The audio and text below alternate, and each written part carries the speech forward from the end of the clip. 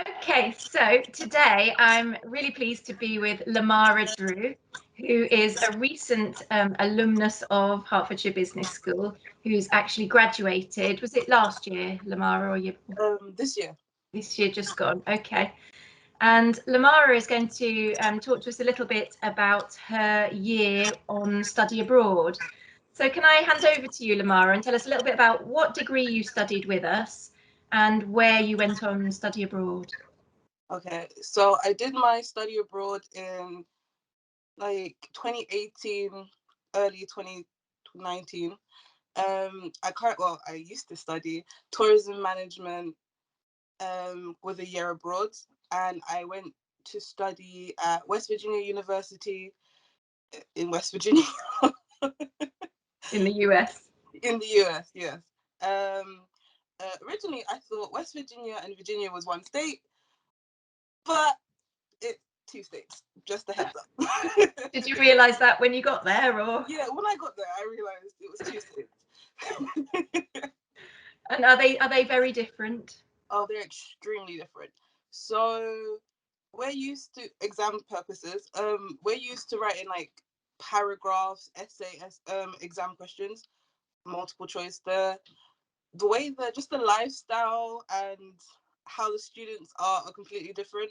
They're very dedicated to their university and they support all sports teams. So like if they see that it's game day today and you're not like in the colours, they're gonna ask like, why are you not in the colours? Really? Like, yeah, they're gonna ask like, why are you not at the game? Oh, it starts at this time. Do you not have tickets? Do you want to lift? Do you want to go? You're just like, no, maybe I'm not interested in that sport. They're like, no, I'll take you. Oh, really? So they're very, I guess you could say, patriotic about especially sports, but a lot of other things as well. So was there a real sense of community there then? Definitely. I would say West Virginia was an eye-opener, considering, coming from University of Hertfordshire, we're dedicated to our university, but not to the extent they are. So it took a bit of getting used to, but it's really like warm, like nice and warm. If like you feel at home, because everyone has this sort of like idea of how the university is. So like everyone is cheering, even if we're losing, they're cheering. They have little chants and stuff. So it took a while getting used to it, but once you got used to it, it was absolutely fun. So you enjoyed your year there? Yeah, I did. I really did. I miss it. Do you? Yeah. And in terms of the study aspect, Okay. what modules or course did you take, and how was that? Okay, so because I had the chance to study anything I wanted, my studies weren't very unison, as in they weren't like tourism based or business based. I did taekwondo, I did Japanese, I did Spanish, I did movies, I did Latin cinema, women in film. I kind of just went all over the place trying to experience everything that I wanted to and could. And it was fun. Like it was a bit much at first because you have to like get your brain on. Okay, today I'm doing Japanese, then I'm doing Spanish. Oh wait, I've got to think about the cinema movies. But once you got your head around it, it was amazing. Sounds fantastic. Honestly, I didn't know you could actually get a grade in taekwondo. I got an A surprisingly, and I'm boasting about it to everyone. That sounds amazing. Honestly, it was. And what about the campus and the kind of way of studying? What did you notice different? Campus life is similar but different. So, everyone lives on campus. Like Hertfordshire is kind of like one large campus, or two campuses, but it's kind of just like classes on like this side and maybe housing on this side. West Virginia University, it's a town. So the entire town, even like parents are so dedicated to this university that like I lived walking distance maybe 10-15 minutes from my classes, and it's very hilly, so they definitely get the exercise in. But the campus life is very different. Like everyone's quite friendly, which was surprising for me because I didn't think I would have some random people coming up to me, especially when they find out you're British. They love a British person, honestly. So, especially the teachers, they find it just interesting, like the way you say things, the way you spell things. As well as the spelling, I should say, they do sometimes turn a blind eye because the spelling differences. Because I was a bit worried because when you're rushing that assignment and you're not checking the American spelling, I thought I would get a bad grade, but no, they're just like, oh, you're British, okay, it's fine, don't worry about it. So the teachers really liked to interact with you in classes, did they? Yeah, so I don't know if it's because of the subjects I took, because like women in film, Latin cinema, compared to like, I don't know, like science based. I guess I wouldn't say it's not serious, but it's not as hardcore compared to that. So the teachers were a lot more like free and like super friendly. Especially my favorite teacher, Pablo. Oops. He's my Latin cinema teacher, and he's just so funny. And every time he would just ask my opinion on something, and I'd be so shy to talk in class, but he's like, no, you have to talk, everyone wants to hear the accent. And even if you don't understand something, he will take the time to like explain it to you, or he'd be like, if you don't want to talk in class, see me after class or email me, and then he will just honestly help you as much as possible. So you had a lot of kind of academic support, did you there? I did. When it came to the languages, if you choose to take a language, you do have to buy your own books. Just the heads up for that. And with buying your own books, obviously you can write it, because they don't really do the whole like notebook taking. It's more like they teach what's in the textbook, but you do, and they move on very fast, like very quickly. So at home studies is quite important for the languages. But to be honest, it's really fun. You do a lot of role playing in class, and it's slightly awkward at first, but it's awkward anywhere when you first start somewhere, and then after that you just get into it. Yeah. So what made you decide to do study abroad?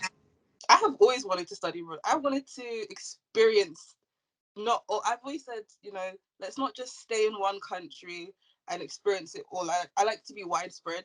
So when the opportunity to study abroad, I was like, okay, 100%.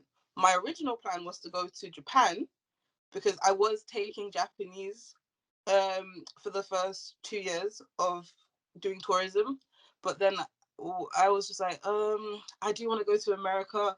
So I was weighing up my options, going back and forth, but then I picked America. And yeah, I would say the main reason why is just, it's an opportunity to go to a different country. America has so many things to do, different states. You have so many different kinds of holidays. And the more friends you make who, drive and, I don't know, like, are more active, I guess you could say, the more you learn, the more you see, the more you experience.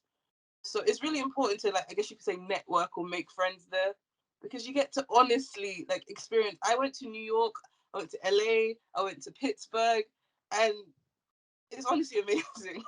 Wow. So that was my next question, really. Talk us through, you land there, you get to the campus. How does it all feel those first couple of days? How do you kind of get yourself set up and make friends? So just before you leave, usually you have, in the summer, you like have a couple meetings with people who are going to the same university as you. So I'm really shy and awkward. So I wasn't talking, and I was just like analyzing them, saying, okay, if I'm in America and I need help, I know who to ask. So once I got there and I landed, a lot of them flew off, arrived before me. So we automatically got put in an international, I guess you could say, dorm. And so it was mostly filled with British students on Really? on our floor, which was kind of comforting, because when you want someone, I don't know, it's just when someone's the same, it feels a lot more. The situation doesn't feel as panicky, as you could say. So I had flown with my friends, so I wasn't that panicked, but we were not together. And so you get a roommate, and when you get a roommate, you get an American roommate. And in Hertfordshire, you don't share a room. No. So when I first arrived there, I opened my door to see someone else in the room. I was like, oh, hello. I was a little bit awkward.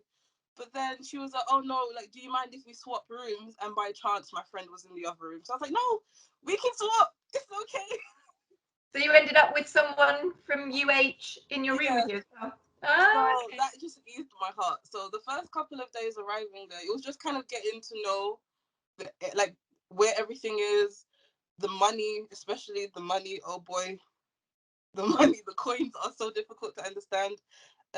We did have I guess you could say like a leader, like an American student leader who kind of told us like where to go, when to go there, and we had someone who like walked us around the campus a couple of times. So we like got the idea. Obviously, finding classes are different because everyone's everywhere. So that was more like you kind of have to do it on your own. Don't wait until the day of your class to look for your classes because you're gonna be late. I was on the complete wrong campus for half the day looking at classes. I suppose that could happen to people when they start at UH as well. So exactly. yeah. So I would always say like, especially because you have a couple of days. Like I want to say you have maybe, I want to say like a week, give or take, of before you start your classes. You have like orientation where they like give you a lot of freebies, like pens and books, and they tell you where to buy things and like how to get around. But I must say, for anyone who wants to go to West Virginia, even though it's a town, there's not a lot of grocery stores. So like if you live in a dorm, you don't have to buy anything because you know they provide food for you. But if you choose, which I did in the second semester, which is to leave the dorms and go live in an apartment, make sure you have enough money for Ubers and lifts and all of that to take you to Walmart or Kroger or any of those places to buy groceries. Just a tip. And then thinking about what that's done for you now, because you've graduated, so you returned in final year, and now I'm right in thinking that you're working in banking. Yeah. What does that year abroad, what's it given you in terms of getting a job at the end here? So studying abroad just definitely builds your confidence, makes you feel more at one with yourself. So, you know, because you're in a different country, you might not have a friend like I did. You might go there and be the only student from UH that went there. So you need to be able to adapt to your new situations, which is, again, what I had to do. So everyone is fast on the keyboards, you know, at work, and they know all the shorthands, and I have no idea what's going on.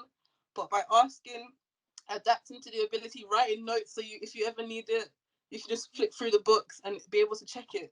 Honestly. And you said your employer really valued when they really valued your year abroad, didn't they? Surprisingly, I honestly did not think having a study abroad had anything to do with banking. But she said to me when I was doing the interview that studying abroad is really good because you're able to speak to new people. You're able to, I guess, problem solve just what they want in the banking, right? If a customer comes to you and you need to solve their problem, you need to be able to do it without panicking, which is obviously what you do if you're in a whole new situation. You're more open-minded when you study abroad. You have experienced different cultures, different accents. I went to America and my best friend is Japanese and from Japan. And she's literally in Japan right now. So when you definitely learn, you get used to accents, you get used to people's religion, a whole wide aspect when you study abroad because everyone from everywhere is coming to that one place to do the same thing you're doing. And it's fantastic that the employer recognised that, you know. Yeah, I was so when she first asked me like what have I been doing, I was like I just finished university. I've not done anything. And she's like, what did you do like apart from go to uni? I was like, I studied abroad, and she gasped. She was like, oh my god, tell me about it. So that's fantastic, really good. I definitely say if you study abroad, even if it's nothing to do with your end goal, like maybe you're doing tourism or you're doing business management and you get a completely different job in that field, studying abroad really does widen your chance of getting the job because it's something different. Not everybody studies abroad. Everyone does a placement at some point in their life. So you want to be different, go somewhere that you wouldn't expect. That's really inspiring. Thank you ever so much. I think that will really help people that are kind of undecided, or maybe it feels to them like it's not a sort of thing that anyone in their family has done or anyone that they've ever known before has done. But you know, hopefully you've inspired them in terms of putting themselves forward and throwing their hat in the ring and trying something new. I definitely say that because no one in my family has been to university. I'm the first. I graduated. No one studied abroad or lived abroad. I'm the first. And just by doing it, you feel like a sense of an accomplishment, like you've done something completely different. And when you have it on your CV, maybe if you're in an area where like an area in your life where you feel like, oh, like there's no point in me studying abroad, I don't have the money or I don't have the confidence to do it, don't think like that. Close your eyes, press the application, and let it be done. Let's end it there and everyone go and do it. Just do it. Excellent. Honestly, it's the best thing that's happened. And I'm not just saying that because you have all these memories when you come back, and you just like, you will miss it. You'll, even if you were like, oh, I don't really like it at first, oh, it's a bit different, when you come back, you're like, oh, I remember I used to do this. And then you look at your like Snapchat stories or whatever, and you'll remember the things you've been doing, and you'll be like, oh, that was a good time. That was a good time. Oh, that sounds really like you've got a lot of fond memories that have also helped you in your career as well. So fantastic story, Lamara. Thank you ever so much for your time today. No problem. Thank you very much. Thank you.